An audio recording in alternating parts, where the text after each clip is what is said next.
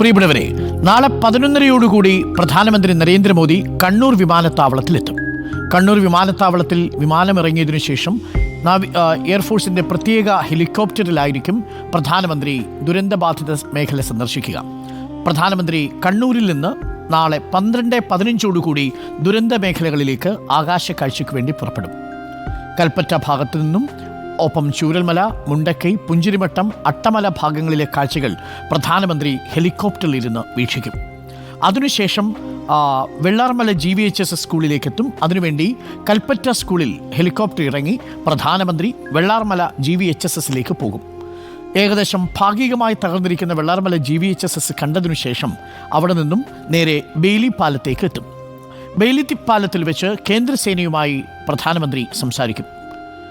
ഒപ്പം ക്യാമ്പിലുള്ളവരുമായി സംസാരിക്കാൻ വേണ്ടി Meppadi saint Joseph higher secondary സ്കൂളിലേക്കോ ഗവൺമെൻറ് ഹയർ സെക്കൻഡറി സ്കൂളിലേക്കോ ഇതിലേതെങ്കിലും ഒരു ക്യാമ്പിലായിരിക്കും പ്രധാനമന്ത്രി പോകാൻ സാധ്യതയെന്നാണ് നമ്മൾ അറിയുന്നത്.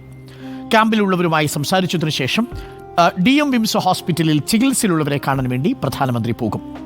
അങ്ങനെ ഹോസ്പിറ്റലിൽ നിന്ന് പിന്നീട് പ്രധാനമന്ത്രി പോവുക കളക്ട്രേറ്റിൽ വെച്ചുള്ള ഒരു യോഗത്തിലേക്കായിരിക്കും. കളക്ട്രേറ്റിൽ വെച്ച് നാശനഷ്ടത്തിൻ്റെ ഇന്ന് തന്നെ കേന്ദ്ര സംഘത്തിന് കൊടുത്തിരിക്കുന്ന വിശദീകരണവും റിപ്പോർട്ടും പ്രസൻറ്റേഷനായി സംസ്ഥാന സർക്കാർ അവതരിപ്പിക്കും. അങ്ങനെ സംസ്ഥാന സർക്കാർ നാളെ വിശദീകരിക്കുന്ന ഈ ദുരന്തത്തിൻ്റെ വ്യാപ്തി പ്രസൻറ്റേഷനായി കണ്ടതിനു ശേഷം 3:15 പ്രധാനമന്ത്രി കളക്ട്രേറ്റിൽ വെച്ച് നാശനഷ്ടത്തിൻ്റെ യോഗം ചേർന്ന് കാഴ്ചകൾ കണ്ടതിനു ശേഷം ഡൽഹിയിലേക്ക് തിരിച്ചു പോകും. ഇതാണ് നാളത്തെ പ്രധാനമന്ത്രിയുടെ ഷെഡ്യൂൾ.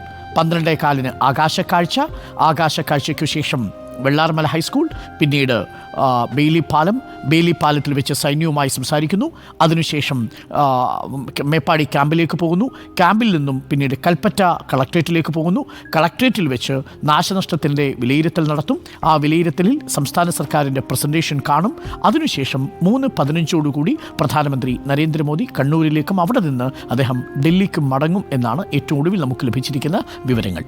തത്സമയ ദൃശ്യങ്ങളും വിവരങ്ങളുമായി റിപ്പോർട്ടറിൻ്റെ വാർത്താ സംഘം നാളെ രാവിലെ മുതൽ തന്നെ പ്രേക്ഷകർക്കൊപ്പം വയനാട് നിന്നും തത്സമയം ചേരുകയും ചെയ്യും.